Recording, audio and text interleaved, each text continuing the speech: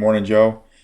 Quick demo video for you for your Arm on Fire Custom Sabers Jedi Temple staff. That is a mouthful, and this is a huge saber. But got this done over the weekend. Just now sitting down to do a demo for you. It's my plan to get it out in the mail to you today. I am going to have to ship it like this though, so it protects the chassis.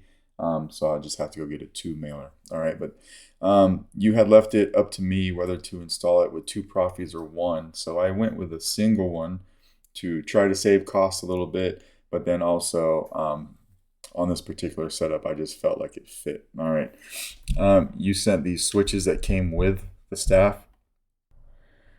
One right there, and then another one over here. These are lit switches. They look like the ones that you can get from the custom saber shop, but I made the one over here that's closest to your emitter, that will be your power, and then the one over here next to the handle, so while you're holding it, it's easy to do, you know, blaster bolt deflex and blade lockup. That's going to be your auxiliary switch right here. You had a place for two more switches on the other side. I went ahead and I printed these dummy plugs, and I put one in here and one in here. All right, so one pair of switches, one Proffie runs both blades, and you've got CC Sabers in here for both of your NeoPixel connectors, so one there and then also one here as well. And because you have these cutouts in your windows, so these cutouts right here for windows and these cutouts underneath each of these NeoPixel connectors, I wired up an additional NeoPixel accent that faces down and lights up these windows. All right, and I'll show you that here in a second. But when taking off this chassis, the handle rather, to get to the chassis, what you want to do is you want to unscrew the side that has your switches. All right, so I'll just unscrew this real quick. I will unscrew the other side just to show you what it looks like. But for the sake of getting to your battery and everything, this is what you want to do. Always take off the side that has the switches. All right, so we'll take this off and put it over here. This is a 0.99 inch chassis, so not a whole lot going on because I just wanted to retain the integrity of all the material for the chassis. You've got a removable battery set up here. You do have a 7-pin connector here that makes connection with this other side that I'll show you here in a second. That's how we light up the secondary blade. All right, looks like that. Your Proffie board here, so easy access to your SD card, your micro USB. You can get to everything right there, and you never have to move the board. All right. This is also running a 28mm Smuggler's Outpost Elite speaker, and it's located about right here and uses this window for sound venting. All right, so one window for sound venting for the entire saber, but it does sound really good.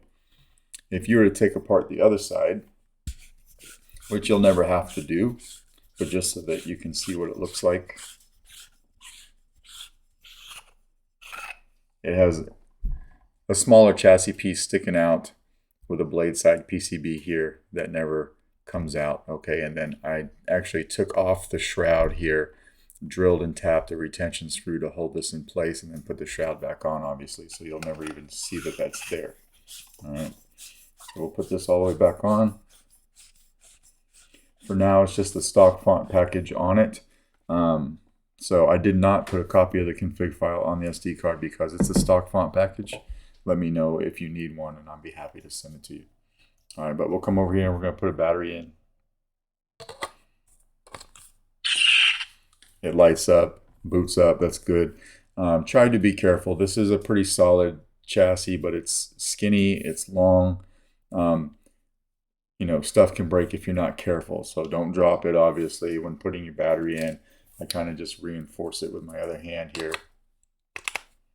And just take a little bit of care with it because it's just expensive. All right, so when we put the battery in, take a handle, slides right on, and then we can screw it all the way in. The lights on your switches are programmed to react with sound. All right, so if you make an additional config with some aftermarket sound fonts, you do not have to worry about messing with the lighting for the switches. So when we tighten this all the way up, you can see from one end to the other, so you got that shield here all the way to that shield here. It's a straight line, everything lines up. And come over here and hit power. with that LED, with that window, your switches are all lit up, right? There, with that window.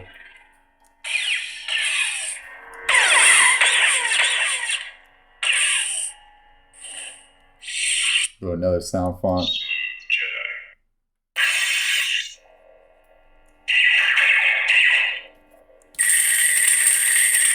So when you hold down auxiliary and you hit blade lock up, you'll notice you get that effect through your windows and of course both of your emitters.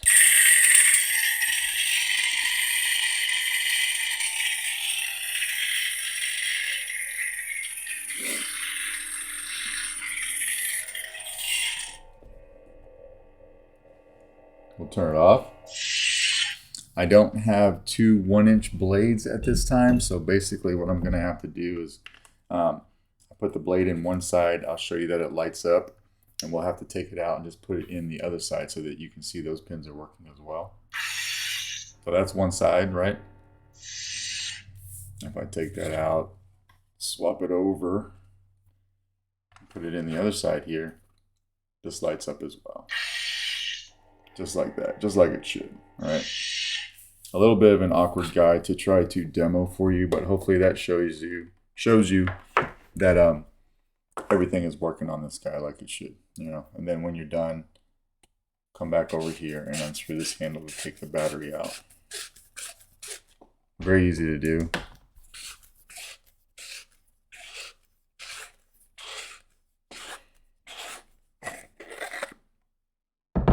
This was a bit of a beast to try to figure out and get it set up properly with the right, lengths for this guy and the other side to come together. But after that, it's very user friendly.